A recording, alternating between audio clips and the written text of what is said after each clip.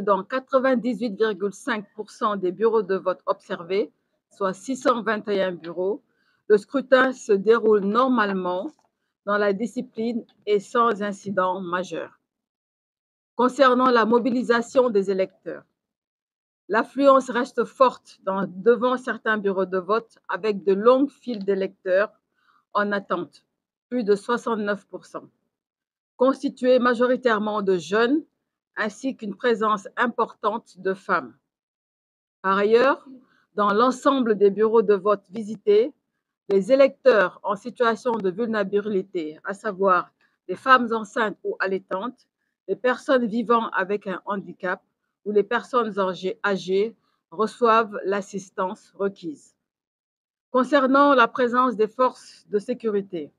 on note une bonne présence des forces de sécurité dans les centres observés, soit 98,1% des centres observés. Concernant les incidents, à cette étape du processus électoral, quelques incidents ont été notés. Il s'agit, entre autres, d'électeurs se présentant dans les bureaux de vote munis de leurs cartes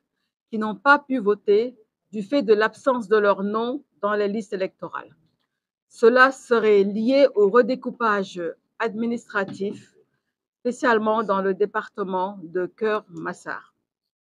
Des tentatives d'achat de conscience d'électeurs suite à l'intervention des forces de l'ordre et de sécurité, les individus identifiés ont été expulsés des bureaux de vote et de ses alentours.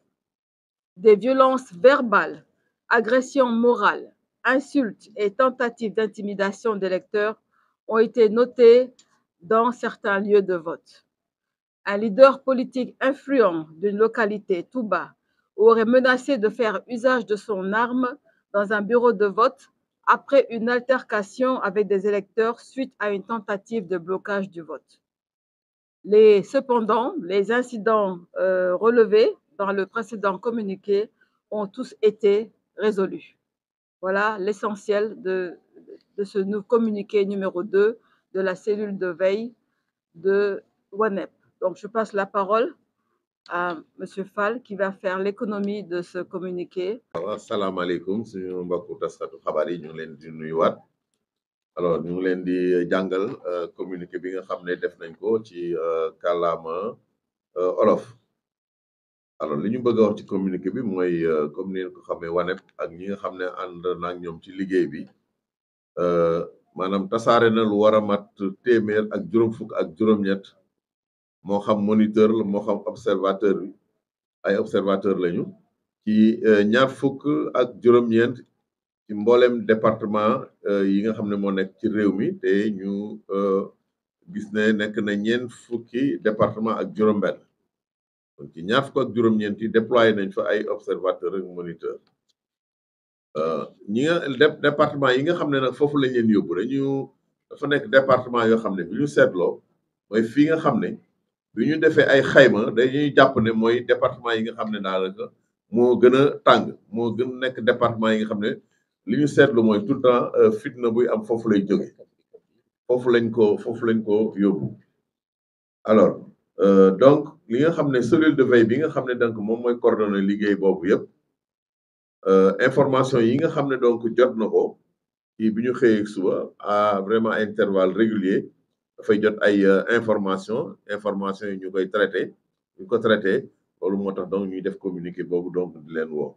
mais lii lépp dañ koy def ci cadre projet bi nga xam ne WANEP mu ngi koy déroulé ñu koy wax projet imam bu ñu jàppee ci maanaam wote bi ni mu tëddee gis nañ ne ci bureau yi nga xam ne xool nañ ko mu war a nekk maanaam boo jëlee téeméer bu nekk juróom-ñeent fukk ak juróom-ñett ak genn wàll ci xayma mu tolloog juróom-benni téeméer ak ñaar fukk ak benn bureau de vote yoo xam ne donc saytu nañ ko alors foofu gis nañ ne vraiment wote bi mi ngi dem daal ci dal ak jàmm ci wàllu électeurs yi seen taxawaay maanaam mobilisation bi yu bari doon nañu xalaat ndax nit ñi dinañu génn wote wala duñu génn waaye gis nañ ne li ñu seetlu mooy boo demee ci bureau yi mbooloo mi bari na tubaar fakal la gis nañu vraiment ay fil yu gudd yoo xam nit ñoo xam ne dañoo rang vraiment taxaw pour bëgg a maanaam def seen devoir ou électeur et li ñu gis mooy ci fil yooyu ñooñu di rang di voté bari na ci ay ndaw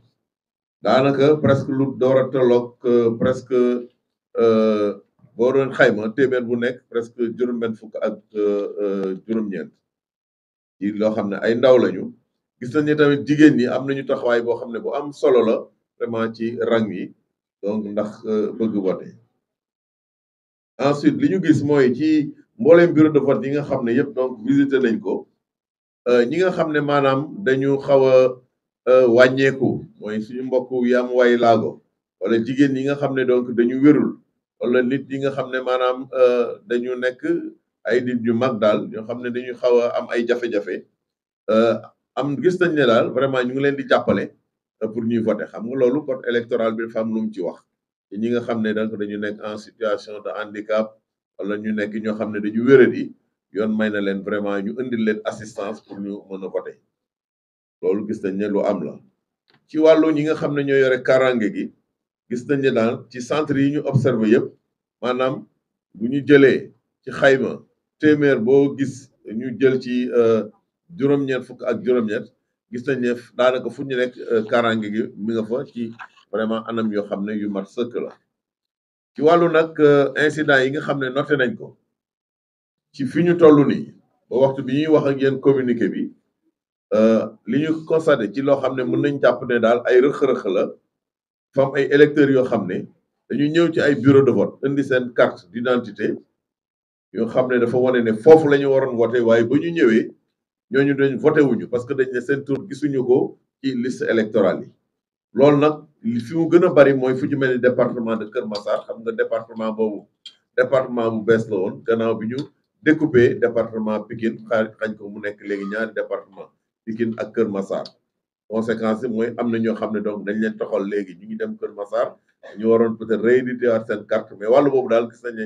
am na ay jafe-jafe dañu am ay carte yoo xam ne ba léegi mention Pikine département Pikine moo ci nekk ñu demee Kër Massar gis ñu seen tour ci liste yi gis nañu tamit ñoo xam ne dañu jéem a maanaam ger ay nit maanaam yëkkati xaalis di leen ko jox pour ñu woteel leen waaye loolu bi nga xam ne nit ñi yëg nañ ko signalé ko ñu yore karange gi ñooñu dañu ñëw vraiment donc daal di leen dàq génne leen ci bërëb yi nga xam ne foofu la ñu wote ak ca wet ga gis nañ ne tamit am na ay tuuti maanaam fitna ci ay waaru saagaanteeg waxanteeg wax yu ñaaw ak jéem a xaxarante yoo xam ne yooyu tamit nemmeeku nañ ko ci yenn bërëb yi wote boo demee fu mel ni Touba gis nañu benn leader politique nga xam ne responsable politique la dafa génne même maanaam ngànnaayam maanaam ab fetal di menacer nit ñi ci bi nga xam ne dafa amoon ay jàppante ci digganteem ay électeurs parce que dañu bëggoon maanaam bloquer vote bi nit ñi daal opposé wu ci bi moom ay jàppante mu génne vraiment la war weer loolu tamit ñu ngi koy ñaawlu donc